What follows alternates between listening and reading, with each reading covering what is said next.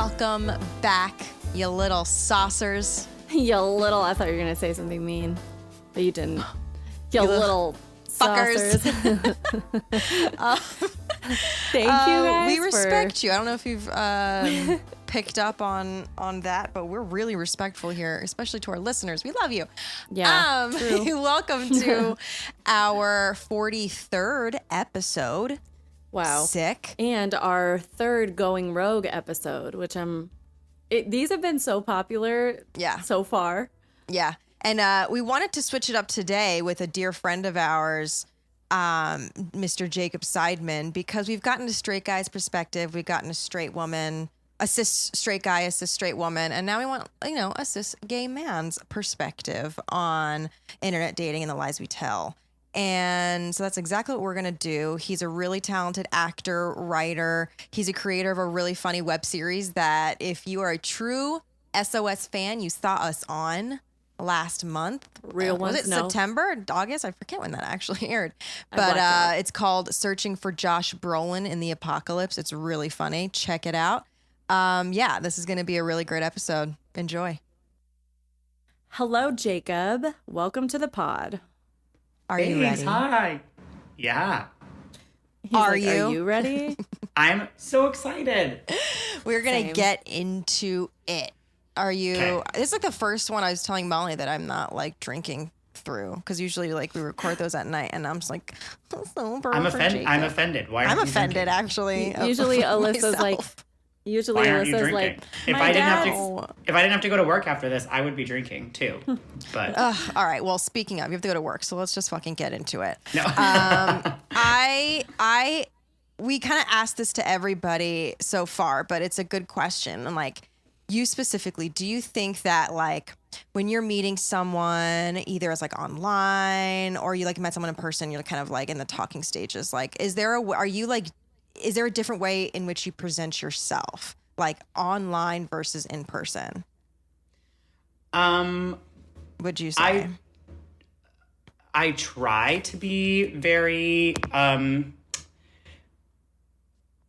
honest in both. I certainly don't want to show myself differently online versus how I am in person. It's a little hard because like I think I'm really funny, but my brand of sarcasm, you have to hear it. And so it's very hard to like show my personality sometimes via text, with someone who you meet online, because then I just sound like an asshole.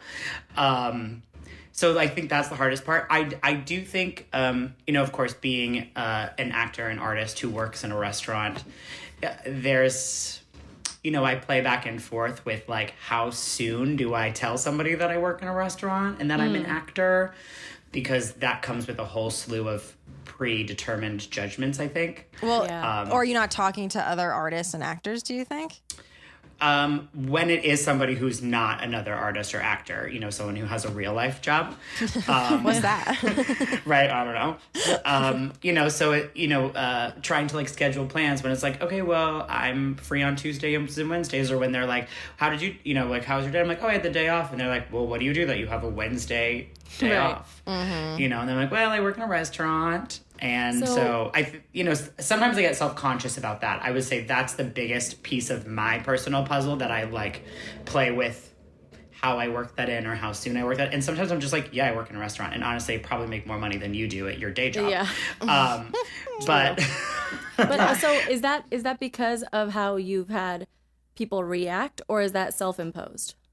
I think it's a mix of both. I think it's a mix of one, feeling self-conscious, because obviously like when we're artists who are working in restaurants, it means we're not in the place we are working towards in being in our artistic career. Like obviously we want to support ourselves, When the reality is most people aren't, but it appears as though they are. Whereas if you're in a restaurant, it doesn't appear. It's very out on the surface that, hey, I haven't achieved what I want yet.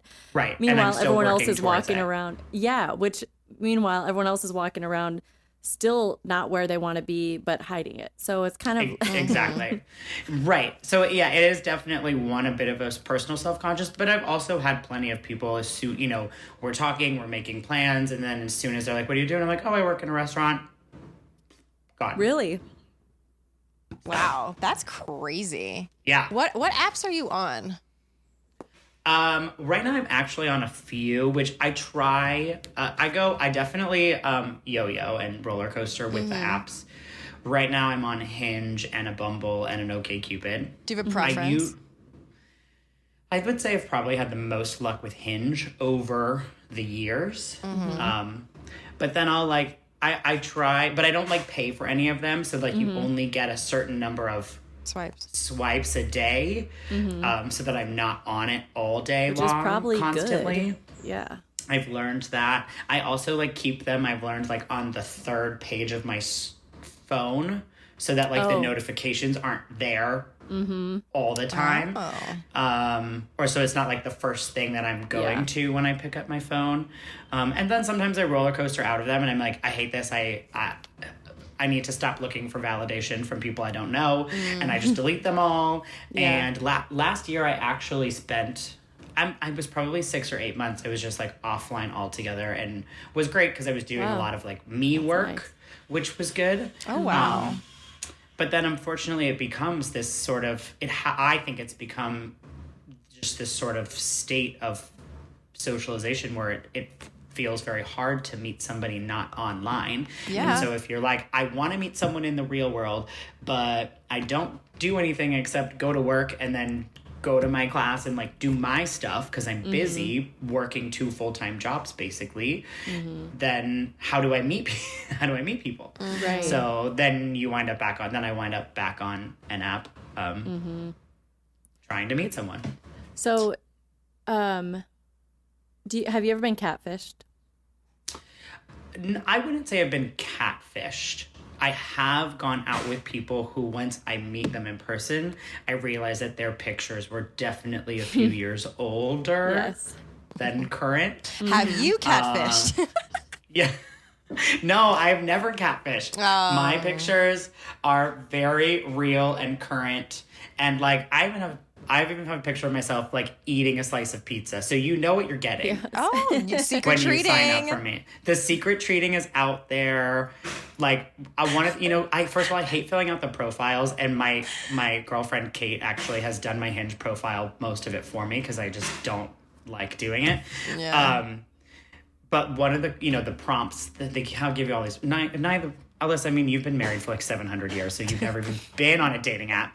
And Molly, you have a relationship, so I don't know if you know, but they have all these profile questions you ask. And one of the questions on Hinge is, what is your love language? Oh. And I genuinely, when I first read it, thought it said, what is your love lasagna?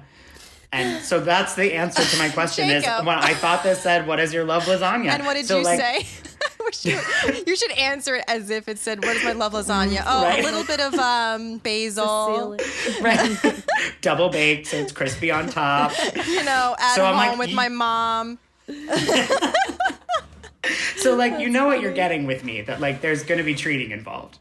That is so funny. Wait, it's interesting because you said last year you were like doing your own thing and not really on the apps, but wasn't that when you were writing your musical about love in social media? Yeah. Or online dating? Yeah. That's so funny. Yes.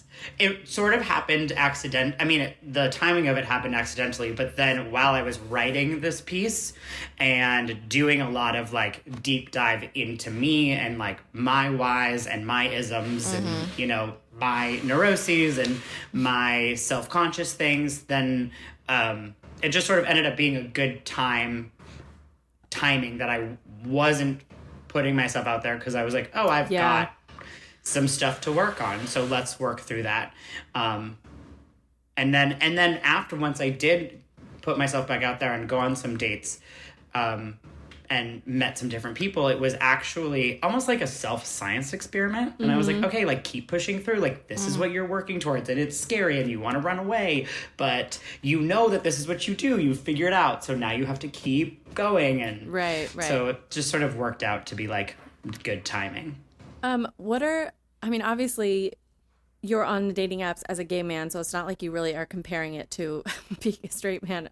But what would you think are some misconceptions that like straight people, male or female, have about gay men and dating and what the dating culture is like? I mean, I don't know if they're misconceptions. I think probably a lot of them are true conceptions. I also okay, but how is it different? Sorry, go ahead. Sorry, I kind of am rephrasing that because that makes sense. But how is, in your impression, how is the gay dating culture different from straight dating culture? In my experience, and like this, again, obviously this is just my opinion and take on things. I think biologically there's a difference when you've got two men, right? And testosterone and hormones and all of these things. I just think biologically there's just naturally a difference. And so there is definitely a huge proponent of gay dating or gay online connecting that is looking for one specific thing in the moment, right? A lot of people who are online looking for sex, or even if that's not the main goal, it becomes the goal, right? Like it's just, it is what it is. And that's, and I'm not online looking for hookups. I don't do one night stands anymore. I was like, wait, what? I know, you've known me a long time.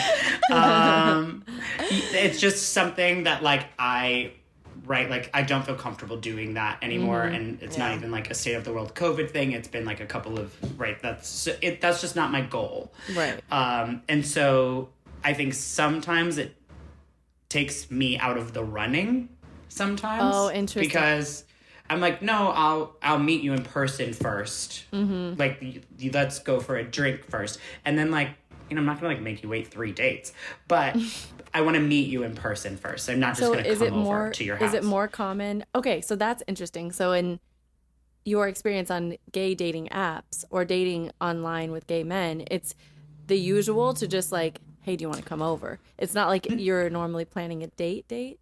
Not always. It definitely when it depends on what app you're using, right? Like we all know that there are specific apps that are for specific mindsets. And I've definitely Grindr's been burned. for true love. What are you talking about? Right. Grindr is for true love. If you don't find on Grindr, then it's not real. Yeah. And like I've been on Grindr in the past in the way of just like trying to meet, because right, the thing about Grindr is it tells you who's near you and who's closest to you, right? So, okay, cool. That's a great opportunity to maybe meet some people who live in my neighborhood. We all live in LA. We know nobody likes to leave their 5-block radius. So, cool. How do I meet someone in my neighborhood? And then, in situations where I've had to be like, well, why are you even on here if you're not going to send me dirty pictures of yourself? And I'm like, well, because I charge for those, sir. You can't just have them for free.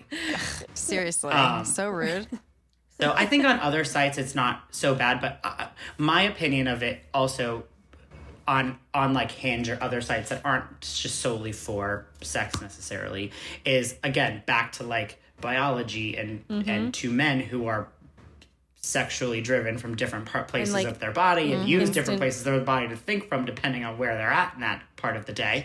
I think it's very easy, and I'm just as guilty of it. I think it's very easy to swipe, match with someone, go, oh, I think that person's cute, start a little bit of a conversation, but then you're right back to swiping, and then you're distracted by the shinier object that comes by next. Right.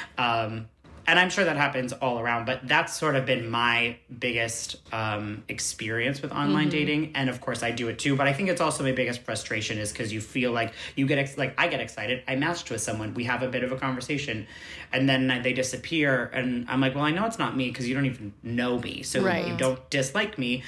You just swipe because we're constantly swiping. We're constantly looking for the neast best thing versus like, oh, let me put some attention into this, which is why I've started, recently, since I got back on online dating, which would have been like in the beginning of 2020. And there was a couple of weeks where I was seeing one specific person and like, I didn't delete my apps, but I like didn't look at them. Yeah. For those couple, that little bit of time I was seeing one person, because I was like, stop looking for the next shiny thing. You haven't done that recently. You keep letting yourself get distracted. Right. So, and you judge other people for doing it to you. So right. So put attention into this one person and see how that goes. Well, it's funny. Oh, sorry. No, go Go ahead. ahead. I was gonna say, like, it just kind of reminds me of, well, our fun little group chat with our friends, because me and Jacob know each other from college, and we're all very still close and in a tight circle. And we actually got into a conversation. I don't know if you know what I'm talking about. Obviously I won't name names, about like gay relationships and how it's just never going to be monogamous. Oh yeah, You know what I'm the other talking day. about? This was just the other day. This Yeah. is just the other day. And it's fun. Like, do you think there's like truth in that? Like, what is like percentage? Obviously, it's possible. There's tons of monogamous gay couples, obviously. But like, as far as percentage wise, because I a lot of my friends, my gay friends, actually like kind of talk about this a lot, about how it's a problem. But I don't know. I think, well, one, again, my opinion is that it goes back to biology, and that like when you've got two men who are just sexual, then like, yeah, sometimes you just need it, right? You need a different situation to satisfy everybody, and that's then what works for them. Yeah. I also think it sort of like how Carrie Bradshaw would explain her relationship with Big. You know, you're two adults with no children. You can make your own rules. So when you're in a situation like that, then yeah, you're not going to accidentally wind up with a baby. So, honestly, right. So, like you have then the freedom HPV. to, or right. Well, so you have the freedom to then, for you as a couple, then to decide what works for you. I think that's where it comes from. I think it gets, I think it gets a lot of attention as like, oh, well, it's a thing that the gays do because they're just really sexual. Right. Right. No, there's a massive, this book that I'm reading right now, I'll reference it in the notes or something, or maybe we can do an episode on it. But talking about the difference in brain, the whole makeup of a female brain versus a male brain, and what areas have stronger connecting fibers, and what areas are, it's vastly different. And it's not shocking, but it's really enlightening. And so there are a lot of like, the area for men that highlights instant gratification is a lot stronger than in women. Yeah. And like so many, but a lot of what you're saying, it really does come down, a lot of it, to science and actual biology and how we're actually made physically. And so it's not, and of course there are cultural things that are injected into that, but I think a lot of, kind of like how you answered before, Jacob, like, well, a lot of the stereotypes are kind of true, or like a lot of the misconceptions aren't misconceptions, because they can be dramatic and characterized versions of it, but at the end of the day, like, a female brain and a male brain are extremely different. I need to find, we'll post about it during the week of Jacob's episode, because it's incredible. It's really fascinating. And so it only makes sense that there would be incredibly vast differences between relationships when it's male to male or male to female or female to female. Right. Because you're just biologically, you think, you act differently. It's just, that's just how it's made. Right. But no, I totally agree with you. And I think, I think you hear more about open relationships or triad relationships within the gay community. I think there are, I saw what's that show that we all guilty pleasure love on HGTV, where the House Hunters. There was a House Hunters that was like a throuple, and it was a straight couple, a man and a woman, and then there was a third woman, and they were all a throuple together. So like it is across the board. I just think you hear about it more in gay relationships. Right, exactly. Look at the patriarchy. Sister wives. So in the straight couple, they call them sister wives. In a gay relationship, they call them a triad. They call them sister wives. Right.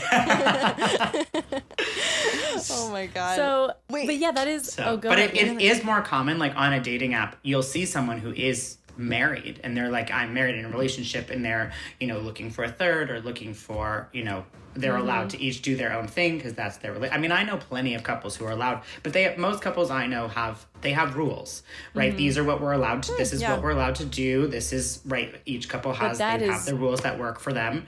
That's a little too much for me. Like, I can barely handle myself. I'm still single. Like, I can't, I'm like, how are these people how do you have three? Like, I don't even have one. And like you're saying, it's exceptionally, it's way more common in the gay world than the straight world. Of course, it happens in both, but I mean, yeah, among my gay friends a lot of them say that most gay friends of theirs are in open relationships, have been in open Yeah. relationships. A lot of their friends are, and most of my straight friends, I don't think any of my straight friends, including myself, have been in an open relationship. And obviously it happens, but that is a really big difference. But like, let's be honest. Can your boyfriend or your husband actually afford more than one of you? Listen. Oh, God. I pay Straight my women have own left way. the chat. Oh my fucking God. I mean, like, That is- let's be real. It's a little harder in a straight relationship if a guy's got 2 girls he has to pay for. But this is, this is like a, my But I own theory on resent this that too, because is that like straight don't have- people, oh, sorry, say it. Oh, I was saying I resent that because No, I know, you guys pay do your own not bills. pay for me. And Hell yeah. it is not a necessity. Okay, Hell moving yeah. on. I was gonna say, I was like, the theory on that for me is kind of just like, straight couples are more traditional by nature, right? And queer couples, queer identifying couples, I feel like maybe experiment more with their identities and with their relationships. So maybe they just Right. feel more open to it because they don't feel confined in this traditional sense. Right. And so much of relationships, of coupling, is like, it's social construct. Yeah. Right. I mean, that's Right. society is what has led us to believe that, like, married, 2 kids, white picket fence, that's, and I feel like our generation sort of like, I feel like the people who, like, all of us who are our age and our generation, are like the last kind of kids who grew up with that, because like kids today are growing up with a totally different social construct. Oh, yeah. And I feel like caught in the middle because I identify with a new way of thinking. We're very much I'm right on the I'm edge. ingrained in this more traditional of how we were raised in the 90s growing up, with a different mindset. And it's sort of a weird push and pull sometimes of looking at the world. Yeah, I think millennial generation is vast, but like our age specifically, like if you're 29, 30, 31, like we just hit at a really weird time where like Yeah. technology wise, like you're talking about relationship wise, we're kind of like right on the edge of things where it's like, what am I? Right, totally. Yeah. Yeah. And even though like we are all open and we all know logically that like there is a whole new wave of world that has come in and that is continuing to come in, and that we don't have to conform to anything we don't want to conform to, because we logically understand that social construct is social construct. It's not real. And we can do whatever we want. We're still ingrained with this social construct of Right. how we were raised. And I think a lot of our generation conformed to that. Like a lot of people I know, friends I have, and whether it's not that they didn't want to, but like a lot of our generation conformed to that. And then a lot of us haven't. And so our generation is split just in terms of how we live our lives. Whereas like other generations are mostly this or mostly this. And because I'm thinking, well, Gen Z is still young and hasn't like built their whole lives yet. But, our parents' generation, not everybody fit into the same box, but most people did a certain thing. And when I look at like my peers, I'm like, it's pretty split. Like there's a bunch of us that aren't just like married with kids and in a 9-to-5 right now, and there's a bunch that are. I think that's why I perpetually still think of myself as a young adult. Because in my brain, like once you're married and you have a house and you have kids, like then you're an adult. And like, so I'm not an adult yet, I mean, by the time my mom was my age, she had 3 kids. Yeah, but the way I So- think about that, I'm like, wow, that's like kids with kids. Yeah, Right. right, exactly. I have friends who are my age who have 2 and 3 kids, and I'm like, and marriages and mortgages and houses and real life jobs. And I'm like, oh, okay, you're an adult. Yeah, Like- well, it's interesting because the way I think of it, it makes sense to me that that's what a lot of people's lives look like, and it also makes sense to me that that's what a lot of people want. And so it's like, oh yeah, that makes Right. sense. But what to me, at least for myself, I really started feeling like an adult like around when I didn't have roommates anymore and I moved in my own place years ago, and it was like bought myself nice furniture and nice. I love your furniture, by the way. It's Thank so you. good. I'm such an interior design nerd, but like even and I'm like everything, health insurance, take care of myself, have no, all my bills Right. are paid by myself, all my vacations are on me, all of my like literally everything, and I'm like getting excited about getting new like stemware. Like I'm just like I'm an adult yeah, and fuck like I yeah. take Yeah. care of myself, and it's a thing that gets in society's brain of like, well, especially those of us who are artists, because it's like, well, you're not really this until you've done this. And the way I see it now, I'm like, that's some bullshit. Like I'm fully a grown ass woman right now, and I love where I'm at, and I love the creativity and the flexibility I've created in my life, but it's something we've all built for ourselves by choice. But you do have to come up against what society views that as quite frequently. And I even just to bring it back to the very first thing we were talking about, I think that is the problem with introducing yourself via online dating. Yeah. Right? Because you're introducing yourself via text. They don't get to hear the tone of your voice. They don't know you from Adam. And so you're up against the societal norm of what a 30-year-old should have accomplished, should be accomplishing, versus I'm like, if I meet you online and I tell you that I'm an actor, writer, and that I work in a restaurant right now as my day job to pay my bills, you have put me in a box. Versus you have no idea the things that I have accomplished as an actor, writer, as a creative in the past 2.5 years, that it's, in the past 2.5 years, what I've accomplished. But then if I try to tell you that so that you'll see me differently, then I sound like an LA asshole who can only talk about myself. Well, and it also, Yeah. and it also flips, because if you find somebody like, I mean, I've dated people who are following the norm or like not even seriously dated because of this reason, but like, I go out with and I see like, okay, you have a quote unquote solid job. You're following all the rules in society. You have it together, and yet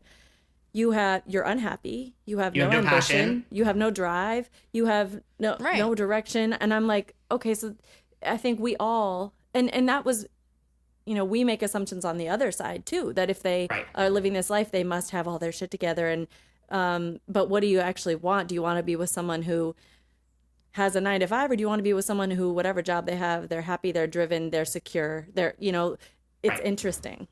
And I mean, I don't know if you guys feel this way, but all of us having worked in restaurants for, over the years at stages and for periods of time, when I go out, when I meet someone who has that quote unquote normal life, I'm like, ugh, these are the people I wait on every night. Yes. And then I'm uninterested. I'm like, oh, I can't deal with you. Because because you're bored. Like, do you want, do you want like fun, or do you want boring? Do you want stability, or do you want spice? Well, that's the thing though, exactly. is that those things, boring or spicy or whatever, they exist in all those worlds. They exist in people's lives who have 9 to 5, 2 kids, married. There are people like that who have all the spice and like layers to them and all the excitement and joy in life. And there are people who are artists working at restaurants who are unmotivated and boring and driven. And so it's like, it's all of us putting assumptions on one another of like, people in this job are like this and people with this job are like this. And it is incorrect. And that's the hard part of meeting someone online, because it's so hard to make a connection, right? Yeah. But but then it's the flip side of like, okay, cool. Well, then how do I meet people not online? And, for some especially people, in a pandemic. Well, right. And like, then it brings us to like current time where it's impossible because you can't even go. I mean, I have no problem going out and sitting at a bar by myself and like making friends with the bartender and like talking to people around me. And you can't do that anymore because you have to sit at a table and like, then you're just this person sitting at a table drinking alone versus sitting at the bar and making friends, and I have no problem drinking alone, but I just rather do it on my couch. Exactly. It's more comfortable. So yeah, it's, I mean, obviously now it's taken us to a whole nother level of how do you connect with people. But I do, and maybe this is just me and my insecurities as a human. I don't know if other people feel this way, but I do think that the convenience and the safety of online dating and having no problem with like, hey, how are you? How's your day? We matched, right? Like we matched. So you thought I was cute. That's a validation. So now I feel comfortable to say, hey, how are you? You know, that has become so safe that the idea of going up to somebody in a bar and saying, hey, can I buy you a drink? When they haven't already given you the validation of you guys have matched, it's sort of like your conversation is almost a callback. Like you've already auditioned and you already got the callback, right? Yeah. Versus just going up to someone. I mean, like, yes, this is something I'm working on and something I've been writing about a lot, as Alyssa knows, because she's seen bits of it. I mean, yeah, but the idea of going up to somebody in a bar and saying, hi, I'm Jacob, can I buy you a drink? Scares the living shit out of me. But I feel like that's going to get so worse now. And I was going to ask you, like, how this pandemic has changed you specifically, but this could be even a broader question of just, like, everybody. Everybody, I feel like because of social media and how we were raised and everything and being so reliant on it, we're already getting kind of socially awkward. Like, what the fuck is this going to be doing to us once things really start opening up again? Like, I think it could go either way, because I think it also creates a craving for human interaction that we weren't necessarily feeling before, because we had our daily lives and we had social media. And now it's given us a clearer view of what technology is and can do for us, and for better and for worse. Like, oh, it's great connecting with people now. My family, I stay in touch better. I want to hang on to that. What I'm bored with is sitting here scrolling, and so it's like, I think I can see either side, but the optimistic side of me is like, okay, when we get done with this and we're at a bar somewhere out in public with people, I think at least for the first while, hopefully it lasts, people are going to be very much like looking around and in the moment, because we haven't been able to do that. Yeah. That's what I'm hoping for as well. Me too. Yeah. I mean, it's going to be a lot of pregnancies, let's be real. Like, what the fuck? Right. But I mean, I've been on some dates in the past like 2 months, and it's definitely different. And on one hand, it's kind of fun because at first you had to, I'm still working. I'm still working at my restaurant, so I'm not afraid of going. I'm fine going out to eat. I'm fine going out for coffee. I'm fine sitting outside. But not everybody is, so I understand that. And so, like, I've been on some fun dates where you've got to get creative, and you're like, cool, let's make a picnic. Let's go to the park, and, like, that's kind of fun. But you still have to kind of sit far away from each other on your blankets. Or if you do go out to a restaurant, you can't sit at a bar. You've got to sit at a table. So you're sitting across from each other, which to me always just feels like an interview and not a first date. And so it's just for me, the physical distance is very hard. Even when you're sitting at a table, for me, I think it's so much easier to make a connection with someone when you can sit next to them and like your knees kind of brush, and it sort of feels like flirt. Like you can't flirt from across a table. You know what's really interesting? I just thought of. I remember hearing. Women connect better. They feel more connected to their partner or whoever they're sitting with when they're face to face with them, and men feel more connected when they're side by side to their other person. So when you're talking about a date context, and you're like, I prefer to sit side by side. There are actual studies on that with men and women, and it's interesting. That's so interesting. I always show up to a first date like 2 minutes early so I can get a seat so that we can sit at the bar, because I hate first dates across the table from each other, because it feels so far apart. Like I want to be able to connect, but now you can't do that. So the couple of dates that I have gone on, I always leave them feeling like I made a friend, you know, which obviously is never a bad thing to start that way. God damn it, a friend. But I always leave just sort of with this like, oh, that was fun. I made a friend. You know, like there's never a spark. Because you're so physically, literally far apart. Yeah. It's so interesting. So kind of to round it out, we've asked our 2 previous Rogue episode guests this question, but what is your ideal romantic situation at the moment? And what do you want long term for yourself romantically? Ooh. I know. Here we go. You ready for the deep dive? I'm like, my parents are here this weekend too, so we can just all get on the call and talk about it together. You know? Yes. You know, honestly, I've been single for a long time. many, many years I've been single for. And I've never been upset about that. I'm certainly not a loner. I've got a lot of friends. I've got a very active social life, but I've never felt like I'm missing something by not having a person. I'm also just, with the career field that I'm in that takes so much effort and concentration and work, I'm just sort of me focused at the moment for the last few years. And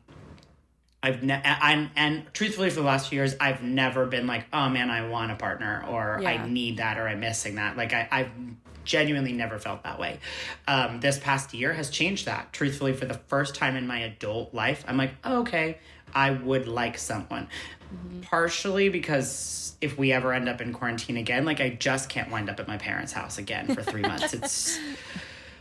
I've got to have a real adult life to like be a part of the next time we're in a lockdown. What do you mean? It sounds amazing. It was actually amazing. And I wasn't planning on it. I went home for 2 weeks and then got stuck there with home cooked meals and a nice backyard. And it was amazing. And I won't complain about it for 2 seconds. I had a blast of 3 months. And I didn't have to pay for any of my own wine. So it was wonderful. But definitely this year has changed that. I'm definitely now becoming someone who would like to have a partner in crime, who would like to have a person, who would like to have, that built-in human, that built-in connection. I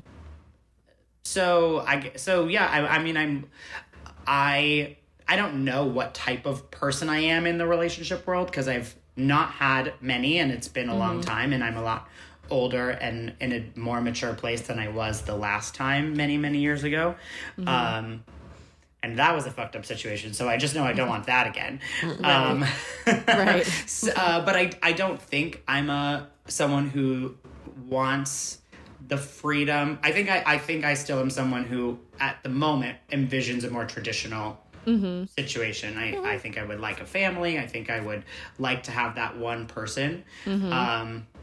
So we're heading towards that. That's the ideal at the moment in my mind. That's the ideal. That comes across as a very beautiful and healthy way to be coming at it, because to think like, big picture, long term, I can see this and this is what I want, without having the in the moment desperation of like, I gotta find that. Like, you're very balanced and probably you've had a lot of time to get to know yourself and work on yourself, and so then with that comes confidence to like, as it comes, and I know what I would want. It's good to have a goal of what you want or what you can see, but without trying to force things into being. Right. And the one thing I'll say for the state of the world at the moment, obviously things aren't happening yet, but when things do sort of reopen to a level of comfort that people are out and about, it has sort of pushed me to say, okay, you've got to join this meetup group. You've got to join this new social circle. You've got to step out of the comfort zone. For the first time in my adult life of recent years, I've decided it's something I want to make time to put effort into, versus the last while I've been like, no, I don't have time for that. I'm busy. Right. And now I'm finally at the point where I'm ready to make time and put effort into that. Unless there's any boys listening to this, just like DM Molly and Alyssa and they'll give you my phone number. Oh, 100%. We'll At hook you up. GH Seidman is his Instagram handle. So Be like, so-and-so is 0.2 miles away from you right now. yeah. Well, that's like I live by the beach. Come to me. Yeah, I was gonna say that's like true. the positivity of everything, right? Like the hope that people are just gonna like value and prioritize their social lives and their romantic lives and their sex lives or whatever, whatever you've been lacking, you're gonna probably put that into the main focus of your life. Which is 100%. what I'm thinking. We've all been lacking true human to human connection, so I'm hoping we all prioritize that. Yeah, like mine is leaving the service industry, so hopefully. Yep. Bye. Hopefully, Jacob, thank you. Yeah, I don't know. My OnlyFans will kick up and. Yep. Oh, I'm trying to get one where like they pay me to eat Domino's or something. Yeah. I don't know if that's a thing, but if it is, I'm down. 100%. So many weird feet too. Feet. Fine. Yeah. Yeah. It's great. I'm like, whatever. I can just stop having morals for 2 seconds. I don't think that there's anything morally wrong with sending a photo of it is your nothing. foot. Right. No. For money And is like nothing. we'll eat pizza for cash. Like Yeah. I mean we'll eat pizza for free, but we'll eat pizza for cash. That should pay to be eat our pizza. bios. I will pay to eat pizza. I will also get paid to eat pizza. Yes, exactly. Jacob, thank you so much for coming on. This has been oh my a joy. God, I love and this. I love you. I love I love you both so much. you too. And your perspective and your self-awareness is really refreshing and fun to listen to. So Yeah. thank you. Thank you for having me. I'm glad I got to see your beautiful faces. Well, you know what I have to say? I think it's funny that the more perspectives we get on one subject, the more we realize that we're not that different. No, I general? know. I had a feeling that way too, but I mean, God, Obviously there are like clear differences, and there's so many subsects of society, you know, like you're female, you're straight, you're gay, you're black, you're what, like there are massive differences, but at the end of the day, we all want the dick. yeah. I just laughed so loud into the mic. Yeah, but honestly, it's just like everybody's frustrated with the same things. Everybody ultimately wants something real, and then just fucks around and acts like they don't until they admit that they do. I don't know. It's like we're all human. Yeah. So, and if you like this, if you're relating to these conversations and you like shout us out if you want more of these in the next coming year, because we love talking about shit like this. This is our jam. And in general, reaching out to us in general is really helpful, especially with our Going Rogue episodes. They're obviously rogue. We can talk about anything that we want or that you guys want to hear about. So yeah, if you have a random ass subject matter or something, just DM us on Instagram or text us if you know us. But so the charity nonprofit for this episode is Planned Parenthood. Planned Parenthood delivers vital, affordable, high-quality reproductive health care, sex education, safe, legal abortions, and information to millions of people worldwide. And all of it is at stake. 2.4 million people per year are counting on Planned Parenthood. Make a generous tax-deductible gift today at PlannedParenthood.org or donate over the phone at 1-800-430-4907. Yeah, don't let the Handmaid's Tale characters from that super spreader event dictate what we do with our bodies. Honestly. Because how pro-life can they be if they won't even put masks on their children in an event with more than 50 people? Again, for the people in the You back. assholes. You assholes. So, Correct. we love you guys. I am a pro quality of life is what I am. Yeah. No, it's like, they're pro-birth. They're not pro-life. Because as soon as they're Exactly. born, they don't give a fuck about them. Exactly. It's fucking hilarious. Sorry, I'm just... I know. We could go on and on. Maybe we will. This is our show. Yeah, please donate Planned Parenthood. And oh my God, this reminds me of a really funny tweet I saw before we end this of someone tweeted, right after Trump contracted COVID, someone tweeted, "Oh, it looks like RBG successfully argued her first case with the Lord." I saw that. Yep. Honestly, there's way too much. This was just meme fodder. Like, this is just it's just all It's coming good together. shit. So It's good shit. follow us, SOS Pod, the SOS Pod to be precise, on IG and Twitter. SOS with Molly and Alyssa on YouTube. Check us out. Subscribe to us there. Subscribe to us everywhere. Rate us, review us. It helps us reach more people. Yes. Yeah, we love you guys. Here's to turning meltdowns into magic.